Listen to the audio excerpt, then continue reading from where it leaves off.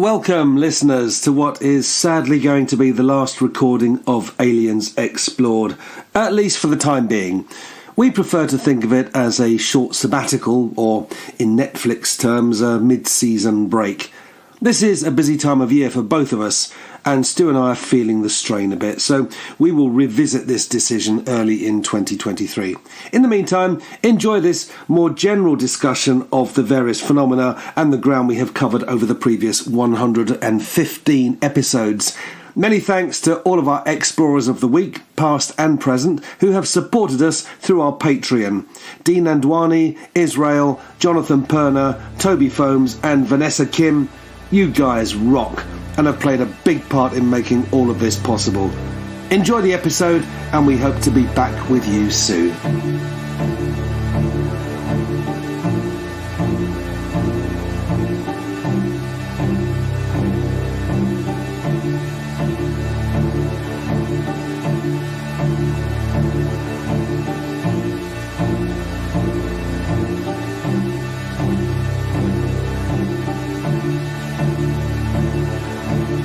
Aliens Explored is a weekly podcast exploring famous and obscure cases of UFO sightings, alien abductions and other strange events from both a believing and a sceptical perspective, whilst keeping an open mind.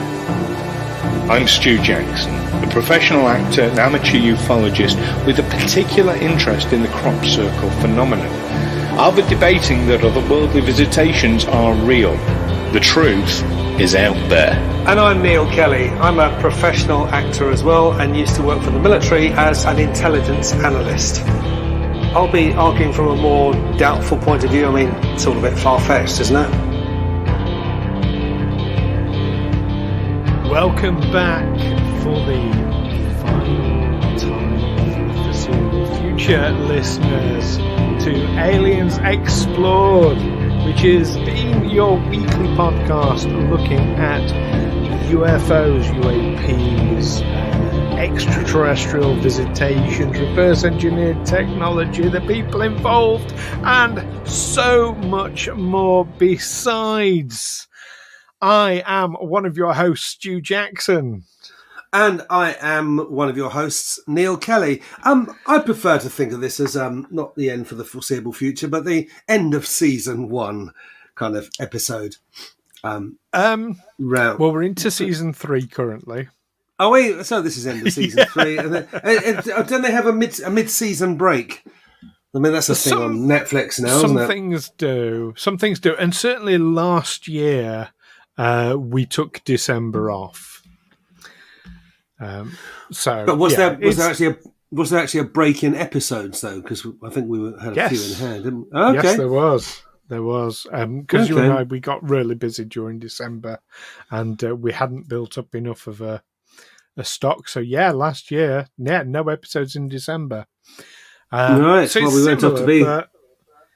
But of course, there'll be no episodes. When does this one go out?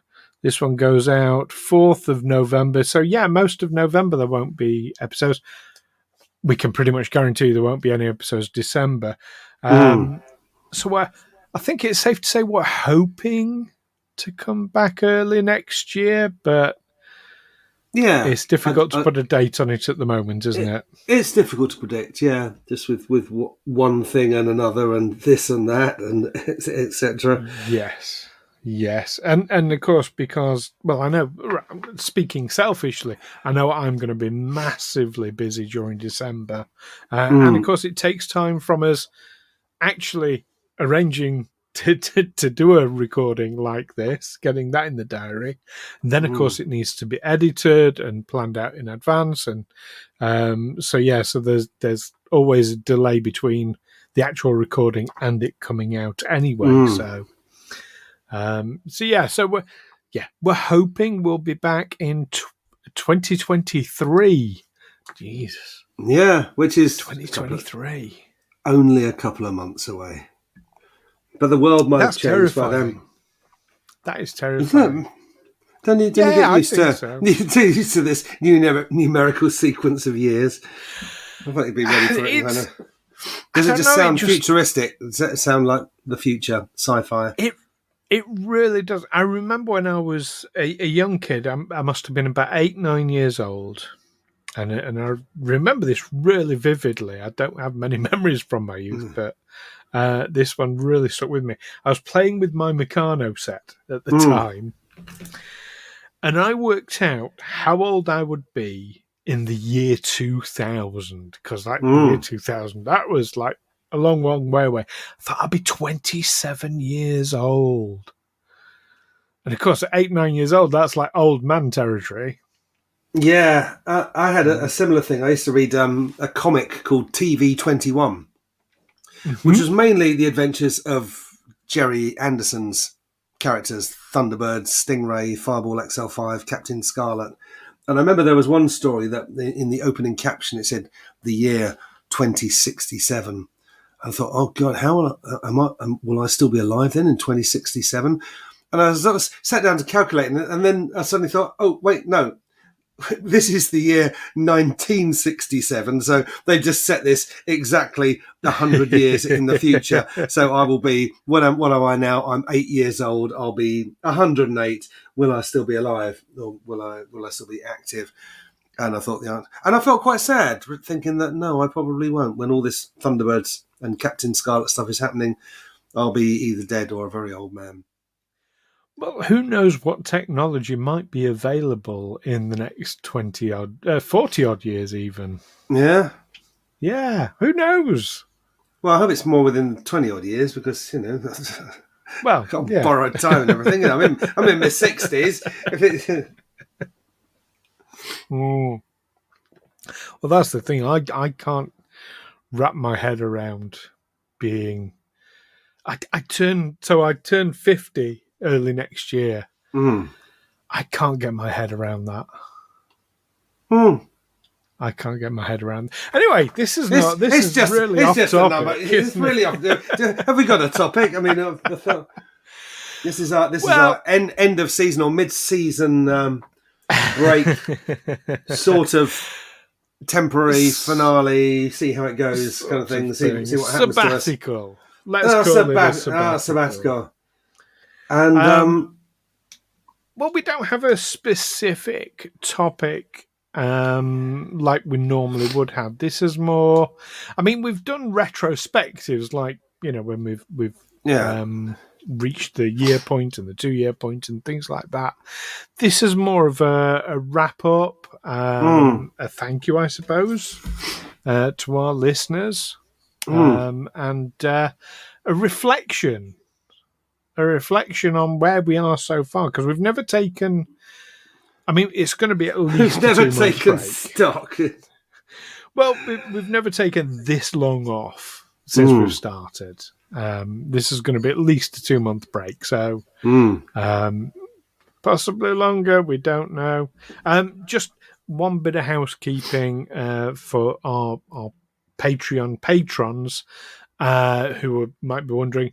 The Patreon will be put on hold. I mean, by the time this episode's out, it will already be on hold. So I'm going to make sure there's no payments that come out for November, because that would be really unfair on our patrons. I think, if we take a payment for the whole of November and you get one episode, and we don't actually cover any topics in that anyway. I think we should be offering this as a free one, shouldn't we? For one and all. Oh, yes. I mean, it's free anyway to anyone who wants to listen to it. But yes, absolutely. I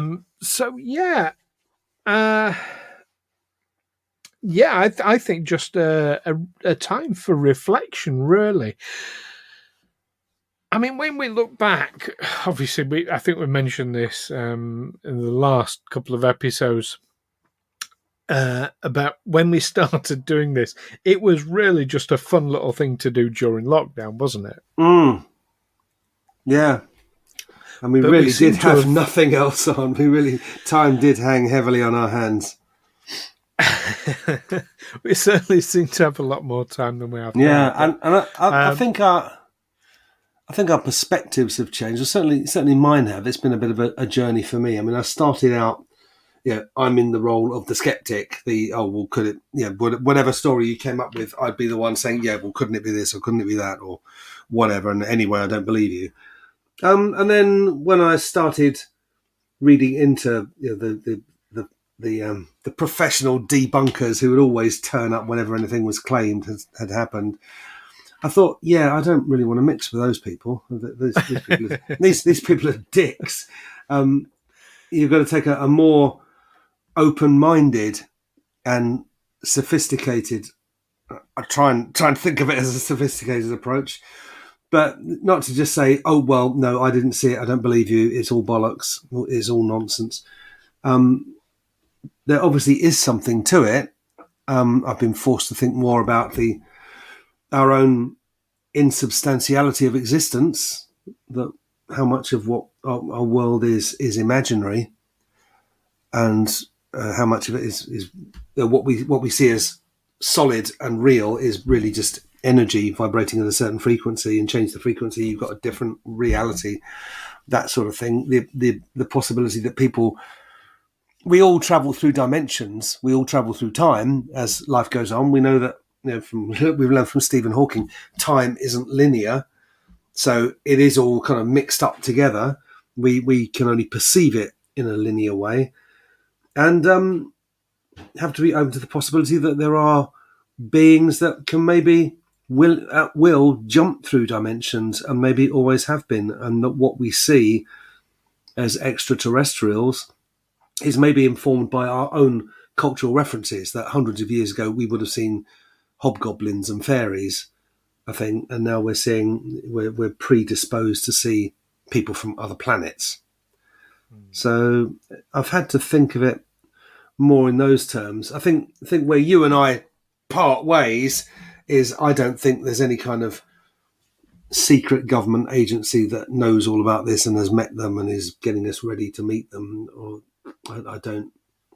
I think thinking about secret government conspiracies, governments that are acting behind the scenes without the knowledge of our supposedly elected leaders, that's getting into dangerous conspiracy theory. You're right there with QAnon on that. You're on the same page as them in that respect, I think. But anyway, that's what I've come to think about it. That's how my views have changed. Yeah, well, thank you for sharing that. That's really interesting to hear. So going back to, when you say you played the role as, to be fair, when we started, you were very skeptical.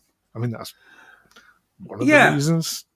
I thought you and I would be good for doing this. Yeah, I tended to think that the people who came up with claims of alien abduction and such were people who were obsessed with UFOs anyway, and so of course these people aren't reliable witnesses.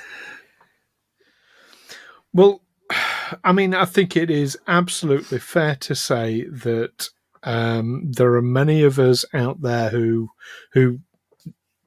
are the believers, the conspiracy theorists, I suppose you might say, the people who are convinced that we are being visited by extraterrestrial beings or extra-dimensional beings or whatever. We're being or have visited even been by something, taken over by something, and we're being farmed as food or slaves or batteries or whatever. But many of us do go a little bit far down the rabbit hole.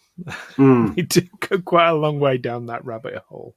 Yeah. So I would say, as a thank you to you, Neil, for I won't say for being the skeptic, but for being the voice of reason.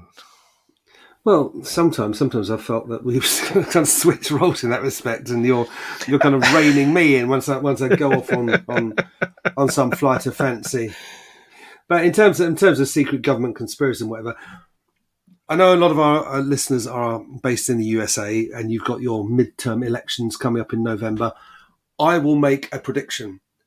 and tell me if this comes true or not. But I 100% believe that it will come true. Let me tell you that whatever the result of the midterm elections, Donald Trump will claim they were fraudulent. Yeah, I think that's a fairly safe bet. Who wants to take a bet on that? Who wants to bet me $100 he won't? I'm not taking that bet at all. Yeah. I think that's a fairly safe prediction. That's like predicting that at some point in the UK it will rain. Yes. The sun will come up tomorrow, whether you see it or not. I mean, given that Donald Trump claimed that the 2016 election that he won was rigged, yeah, I think it's a fairly safe bet. But sorry, it's only gone a bit political there. That's not like us at all. Secret governments and things. I mean, in his last days as President of the United States, although he claims he still is President of the United States, but in the last days when the Democrats would acknowledge that Donald Trump was still President of the United States, he started talking about something called Space Force. And there were some commentators that claimed that actually, was it General Moshe Eshed, the Israeli general, Hayam Eshed, who claimed, oh yeah, we're going to join the Galactic Federation. And I've heard that from others as well, but I think no, what he was talking about was that we are developing a capability to attack planets attack targets on planet Earth from space, from very, very high altitude, from platforms that can't easily be intercepted. Yes, and indeed, if our listeners want to go way back, I had to look where this was I've got the list of all our episodes up in front of me. It's way back in episode 25 we discussed Hayam Eshed. Wow. Now, I haven't heard anything about Space Force since the 2020 general election in the United States. So is this something that just died with Donald Trump, or is it something going quietly on in the background or whatever? Well, I'm going to go a little bit down the conspiracy theory rabbit hole here, because I've got a theory about this. This is my own theory. This is not one lifted from somewhere else, but you're right. It's not been talked about at all. And it was shortly after the announcement, there was a TV series that came out called Space Force. Yeah. And it was, what's his name from The Office? Steve Carell. Was it Steve Carell? Steve Carell, yes, Steve Carell. And Tawny Newsom's in it as well, who plays Ensign Mariner in Star Trek Lower Decks. Got to get the Star Trek reference in there. Of course. But yeah, now, do you remember... So I'm going to go a little bit off tangent here, but it is part of the whole thing, honestly. Do you remember there was a really bizarre interview with Boris Johnson where he talks about building London buses as a hobby out of wooden crates? Yes, I remember that. Right. Now, the reason he did that, I mean, it was stupid and it was wacky. And I'll tell you what, listeners, if you're not familiar with this, you search that out on YouTube. It's a really bizarre interview, and it's like he's on something. The way he talks about this, it's really bizarre.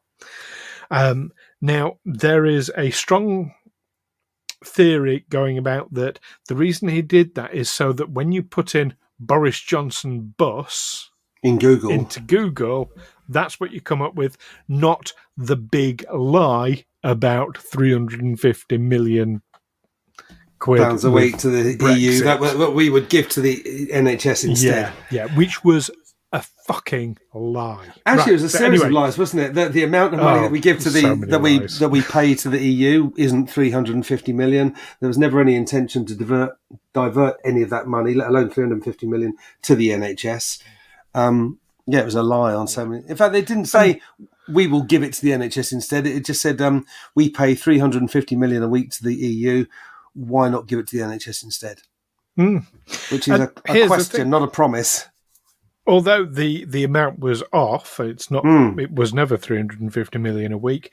The amount that we gave to the EU, we actually always got back more in terms of other things like Arts Council funding, which the government promised they would replace, and they fucking haven't.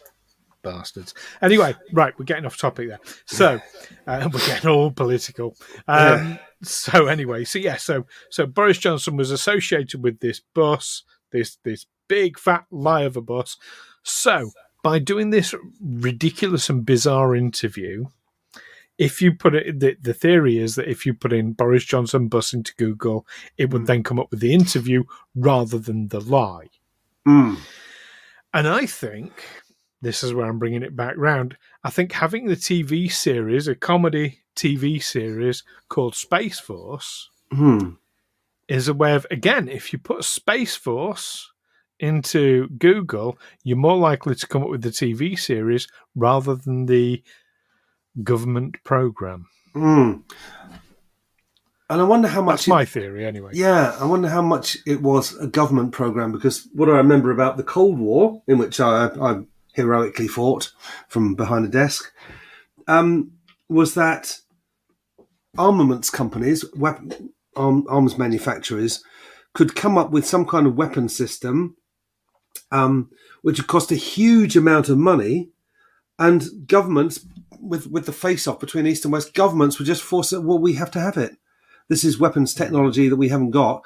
Whatever it costs, we got to have it. So they would buy it, and then the next thing that an arms manufacturer will come up with will be a defence against it. And it got all very commercial. I remember during the Falklands War that the British task force sailed down to Las Malvinas, the Falklands. And one of the biggest hazards they were facing was armaments that had been sold to Argentina by the French, which was Exocet missiles, which could either be launched from French-built Super Entente bombers or just launched from a truck from the shore or fired from a ship or whatever. But these were sea-skimming missiles against which the Royal Navy had no defence, no decent defence. Now, there was a defence system on the market. I think it was a Dutch-built system based on these very, very fast-firing Gatling gun type machine guns, radar-guided, that would... Basically, it would shoot at the missile, and then as the missile broke up, it would then focus on the biggest chunk and fire at that, and then the next biggest chunk and fire at that, and it would just keep attacking the largest chunk in the air to make sure that nothing substantial got near the ship. But the Brits didn't have it because we didn't want to buy the Dutch system. We want to build our own and create British jobs and whatever. And yes, seafarers' lives were a secondary consideration to that. That is the commercial nature of the arms race. So I can imagine maybe an arms manufacturer put the idea to Donald Trump, we can supply you with weapons platforms that would be orbiting in space that the Russians and the Chinese wouldn't be able to intercept because you'd be able to shoot them down long before they got anywhere near you, because you'd be shooting downwards and have an advantage. They'd have to shoot upwards through the atmosphere.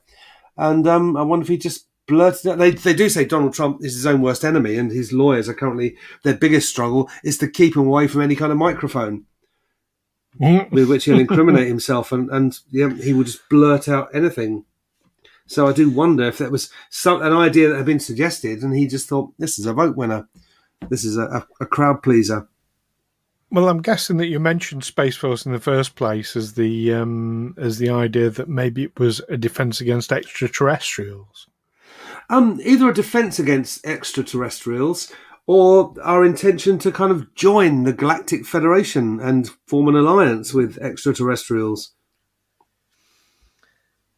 I think if we were going to join a galactic community, we'd have to have. Imagine where. Do you know what? I mean, we're into disclosure now as a topic, but we're so far down the route of disclosure, and so many people. I think I've mentioned this before on the show. So many people, particularly on UFO Twitter, or Twitter UFO, UFO Twitter. Sorry. So many people look at disclosure as like a real binary thing. Either it's happened or it hasn't. Well, no, it's a step process. It's something that happens over a long period of time. And given that the Pentagon are releasing videos of vehicles, that can't be explained, and they're saying we can't explain them. We're a long way down the disclosure route already. So, I was about to dismiss the idea of joining a galactic community because we've not got disclosure, but actually I'm correcting myself here. No, we actually are on the way. So quite possibly we're being prepared for inclusion in the galactic community. Are we, given that our space capabilities are basically, we could get to the moon, but it would bankrupt us if we tried to do that again. We can put objects in orbit, or we can send unmanned probes into deep space. And that's about it. We can land on Mars. We can put robots on Mars. I don't think that's entirely the case. Now this is where we get where we sort of part ways and go. Yeah, I mean we're hardly Star Trek, are we? Putting a robot on Mars is it's a phenomenal advance. It's something my grandparents could never have imagined. But it's not Star Trek, is it? Or Star Wars? I believe that we have access to the technologies that would enable these things to be much easier. However, making those technologies public would mean, actually, no, we don't need oil, we don't need gas, we don't need, your fossil fuels at all, because the amount of energy required in order to do these things would make the whole fossil fuel industries completely obsolete overnight. And there's too much money involved. Basically, fossil fuel companies own the governments of the world. Certainly here in the UK and in America, I believe it's the case as well. So they're not going to allow that kind of technology to be made public because they'd lose a lot of money. Well, they would always suppress any kind of technology that didn't suit their aims. I mean, so wind power. They will always talk down things like wind power, solar power, tidal power, that kind of thing. They will always say, "Oh, well, it doesn't produce much power at all. You'll actually use up more fossil fuel power building it than it will actually generate." But they have a vested interest in saying that, which we now know to be bullshit. Yeah, but, we know that. Yes, they did. Certainly, I remember them saying this, and they'd talk about, "Oh, look, it's this wind farm's an eyesore." And I remember when I was living down in Cornwall, which for our overseas listeners is a very, very rural part of the country. And there was a wind farm that went up. I'm going back 20 years, or over 20 years now, back in the late 90s. And there was a wind farm that went up. And I mean, my father, who is staunchly right wing, it's an eyesore, it's an eyesore. I remember saying it. Actually, I really like seeing it. It's it's a testament to progress and to harnessing natural resources. Would you rather see a coal-fired power station there, belching out? Would you rather have smog in St Ives? As my father was, before he retired, the head of purchasing and contracts for British Coal, probably yes. Yeah. There's a guy who's not just his own right wing views, but also a vested interest. His career is actually based on the old fossil fuels, and I know that however much we can generate our electricity from renewable sources, we can't put a rocket in orbit using renewable energy. That's what's generally known, unless we have harnessed technologies that that have been kept from us, it's fossil fuels, man. Fossil fuels, isn't it? It's got to be something refined from oil or alcohol. Unless there are gravity technologies out there. Yeah, that's saying things we don't know about. But at the moment, when they put a rocket in space, it's fossil fuels. That's the only thing that can get it up there. I mean, publicly, we still don't actually understand what gravity is. We don't understand how it works or why it works. We just know that it does, and we can measure it and all the rest of it. But as to actually explaining it, no, we can't give an explanation for gravity, which I find fascinating. And also, it has to be the power of gravity, if you can call it that, has to be a very, very specific number to several, correct to several decimal places. If you're 1/10,000th out, either way, if gravity is too light, the universe won't hold together. It will just, and if it's a 1,000th of a decimal point too heavy, then the whole universe will collapse. And I think there's something else called the cosmological constant, which has to be correct to 21 decimal places. It's the stuff, gravity and cosmological constant and probably other forces are things that actually hold the universe together, as we understand it. The cosmological constant, yes, that is a thing I'm familiar with, and I know that's got to be say. But gravity itself is variable. It's variable on this planet. The higher you go up a mountain, the lower the gravity is. It's not always one. Yeah, it's not always one. If you go below sea, it's one at sea level. If you climb a mountain, it's below one. You go to Mars or the moon, the gravity is less than one. Yeah. So yeah, but the cosmological constant, I think it's got to be one at a certain point under certain conditions, and I think that's where the cosmological constant comes in. When you change those conditions, of course, it changes the number.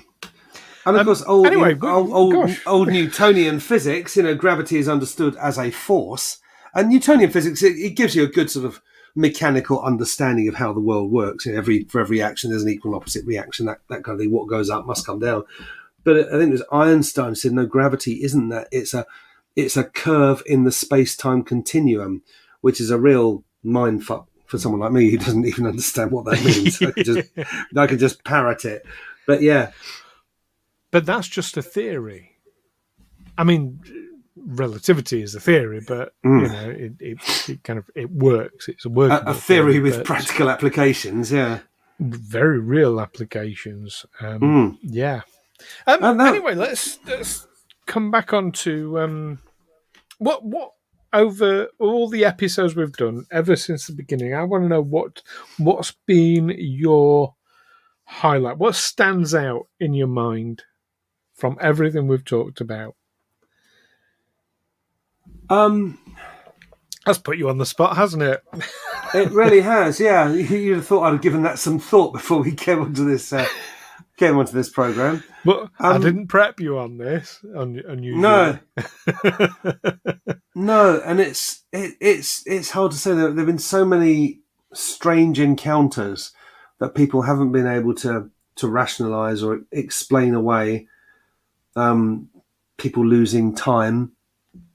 People thinking only a small amount of time has passed and finding several days have passed. That several incidents to do with that. UFOs that people have seen with the naked eye that haven't appeared on any radar, which also smacks of government cover-up. All their radar. Oh no, we didn't see anything on our radar. Pilots report. I think the fact that a lot of these things are spotted by military people, and of course they would be because it's military people who are in the skies who are responsible for air defence. They're going to see anything. They're going to want to investigate anything that they don't think should be there. I mean, it's certainly come home to me that if someone says, I don't believe in UFOs, well, that's not really understanding the question, because you don't believe that there could be something in the sky and you don't know what it is. Yeah. What they mean is they don't believe in flying saucers. They don't believe in flying saucers, yeah. They don't want to say flying saucers because flying saucers is just the old-fashioned term for UFOs or UAPs. But UAPs is just again, I think it's the US military, isn't it, who pioneered that term, and it's really a term to mean we don't know what it was, and we don't even know if it was actually an object. It was something you could see in the sky. But it could be a falling object. I mean, you wouldn't say a cloud flies. No, but something like... No, doesn't it? No. It hangs in the air. Yeah, so it's an aerial phenomenon. It's not a flying object. It's not an object, and it's not flying, like the aurora borealis or the lights that appear in the sky. Apparently, when quartz is compressed at a great pressure at very deep levels, apparently causes lights in the sky. I remember reading. No, that was one thing that struck me, that how lights in the sky were seen just before the Boxing Day tsunami in when was it 2005, and someone did say that they had noticed that when quartz, deep buried quartz, is put under pressure by tectonic activity, that lights appear in the sky for some reason. Which could be seen as, which could be interpreted as UFOs correcting a wobble on our planet's orbit or rotation. It's theorized indeed. Well, I mean, for me, when I think about all the various episodes we've done, one of the most absolutely compelling cases, I'm drawn to the witness accounts of UFO encounters. That's really what I'm drawn to. Travis Walton and that whole his encounter. Poof, that's a big one. That's a real, really compelling tale, and it's got everything. It's got a large number of witnesses, or a relatively large number of witnesses, because there was him and his mates. It's got alien abduction. It's got lost time. It's got him turning up in a totally different place. Yeah. There's some really, really bizarre things. Got all the ingredients it for a close really encounter does. story, yeah. And of course, you've had the massive, like the attempts at debunking over the years that have failed miserably. You've had all the various polygraph tests, or lie detectors. They're not lie detectors, but But they might as well be called that, because that's what they're understood to be. That when someone stands up in court and they say, "Well, I passed a polygraph test," what they're saying is, "I passed a lie detector test, and which proved that I was telling the truth." Well, legally, a polygraph test doesn't count in a court of law. Certainly not here in the UK. It doesn't count for anything in the UK. They're not used, are they? Polygraphs, except by. I mean, yes, they are. Oh, yeah, they're definitely used. Jeremy Kyle show. I mean, that's no longer going. Yeah. Actually, I tell you who else uses them. Uses something that's very similar to a polygraph, and that's the Church of Scientology. E-meters. Is it called an e-meter? Yeah. E-meters, yes. Where they read your thetan levels. Yes. Mm-hmm. And I think that's where polygraphs belong. It is in the world of quackery, and I find it astonishing that American government agencies like the FBI would use these things. They are a real... I mean, all polygraph means is that it measures multiple things anyway. But a proper polygraph test, it measures perspiration, heart rate, pupil dilation, I think, is in there now. It never used to be. Yeah, all right. That's the science twitching of it. But then you need someone to say what this all means. Yes, and all you can talk about with that is likelihoods. Yes, it is very likely that this person is like, and that's why they do control questions. They'll say, like, and is your name Neil? So they know what it looks like when you're telling the truth. They don't just do that as a control question. They do like quite a number of control questions. But reverting to my role as debunker, I think they're about as useful as reading someone's horoscope. There's the scientific element to the horoscope that we know when you were born. We can work that out. But then the interpretation bit saying, well, because you were born between these dates, this is going to happen to you tomorrow. That's where it strays beyond the realms of objective science. And I think it's a similar thing with polygraphs. Yeah, you can take all these measurements, perspiration, pupil dilation, heart rate, whatever. But yeah, that's all true. But I think all you can say is that when we got Stu to answer this question about where he was last Thursday night, his heart rate increased from this rate to this rate. Read into that what you will. Well, pretty much, but there is also the science behind the psychology of it, and there are certain physiological changes that happen, generally speaking, when we lie. I mean, as an actor, I would have thought you'd be well on board with it, because we know to control that sort of. We need to be aware of our physiology when, is our character supposed to be lying? Well, how does a lying person act? What gives them away? We have to be aware of that as actors. Yeah, and I think it's different when you're acting, and a more extreme version of that was when I was doing role play work for the military, training their interrogators and their source handlers and whatever. And you could be in your character, you're under pressure from someone who's really sort of laying into you, but you know that it's not real. You know that you're not going to get carted off to Guantanamo Bay, that, in 5 minutes' time, the instructor's going to say, yep, that's enough, thanks very much. And you'll go back to the green room. I think lying lying to find the greater truth, in inhabiting a fictional character, whatever you say, this reality that you've been told to say or that you've been told to make up, the stakes are much, much lower because you're just playing a character. No one's ever going to call you a liar. Your reputation isn't on the line. Your liberty isn't on the line. In a way that it would be if you were really being interrogated by the police or the military over something that really happened. Yes. Although I do acting jobs where that's a real potential outcome as well.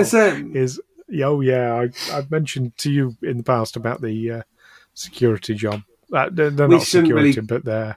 Talk too much about that, probably, but but yes, some jobs I do.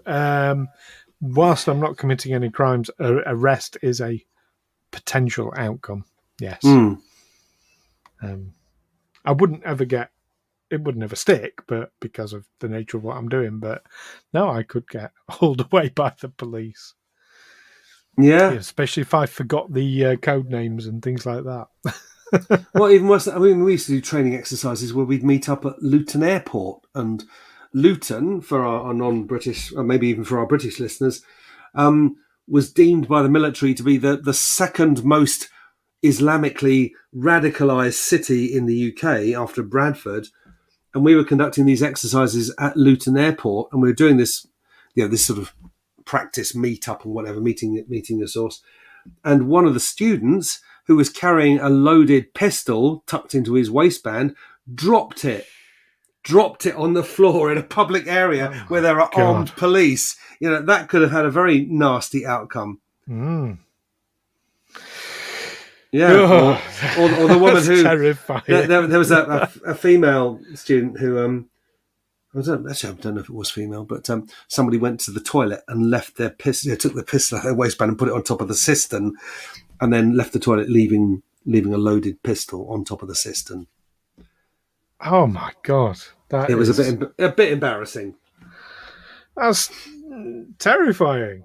Absolutely terrifying. Oh my goodness! But even that situation for the actor playing the part, it's still not real. You are still working with a student, and you've been told what to say, and say this because this will annoy him, and don't say that because we need him to arrive at that information by different means, and so on. But yeah, I think a polygraph test, I think, however you interpret it, however accurately you can interpret the physiological changes when someone is telling you something, that's going to be greatly affected by what the stakes are. I absolutely agree, and it's not an infallible It's not an infallible thing at all. However, when you look at the Travis Walton case, there were half a dozen people who have been repeatedly tested. Now, they've got like a really good... It's not infallible, but it is a really good rate of success with polygraph tests. And to be honest, half a dozen people over several times, no, if they were telling lies, it would have shown up. I think I'm because of the way of that. I'm probably influenced by the way that polygraph tests are regarded in Britain, and the fact that they're only really used by Church of Scientology and such for their programming. No. There is an official polygraph society in the UK. Okay. But no. I would separate them out from Scientology completely, because that's not even a polygraph test. But British testing law, electrical resistance. Yes. But British law enforcement interrogating a suspect would never strap them into a polygraph test. No, we wouldn't. That doesn't mean to say they're not a science. No, they're very much a science. I can see that it's there is a scientific aspect to it. What I'm talking about is the interpretation, which will I would suggest British courts aren't convinced by it. I'm not sure how much American courts are convinced by it. But for me, just know that they're not infallible. Yeah, all I'm saying is that for me, when we're looking at the evidence of someone's UFO encounter, the polygraph test result is the least convincing aspect of it for me, because of all these issues I have. Okay, fair enough. Better than nothing is what I would say. Actually, I wouldn't even say that. I'd say it could be worse than nothing. It could totally send you off on the wrong path. It's like a clock that doesn't tell the right time. It's better to have no clock. A broken clock always tells the right time twice a day anyway. Yeah. But I was nearly late for this session because I was doing something in the kitchen and the clock was wrong. And I think it's one of these ones where once the battery starts to wear down, I thought with modern clocks, once the battery would keep telling the right time until it stopped.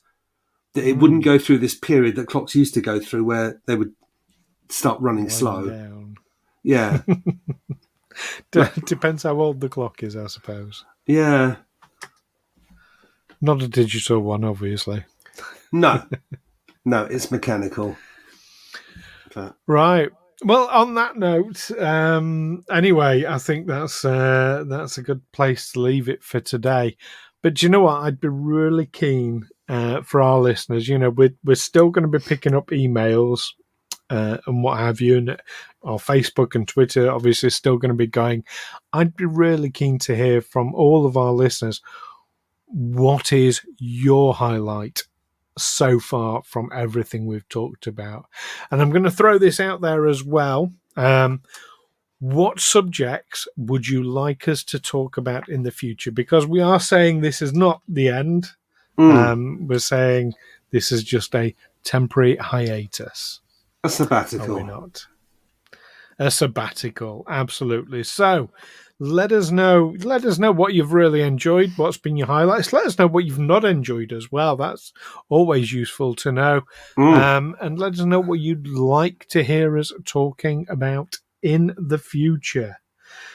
In the meantime, we would like to thank each and every one of you for listening to these episodes.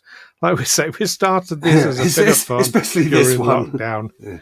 And it's been a hell of a journey so far. Absolutely incredible where this podcast has got to. So feel very, very blessed by that. So thank you to each of you, and in particular, thank you to each and every one of our patrons as well. That's Anne Williams, Alastair Headden, Dee Nandwani, Israel, Toby Fomes, Jonathan Perna, Vanessa Kiem. Thank you, all of you, for helping to support this podcast. And a special thank you, of course, to Jerry from Wolverhampton, one of our harshest critics, who put us on the straight and narrow about Wolverhampton. Yes, absolutely. We appreciate all feedback. Yes. Don't we? So, of course, you can give us your feedback through email by emailing us aliensexplored@gmail.com. You can still find us on Facebook and Twitter by searching Aliens Explored as well. And our patron members can still keep talking to each other through the Discord. All that stuff is going to keep going.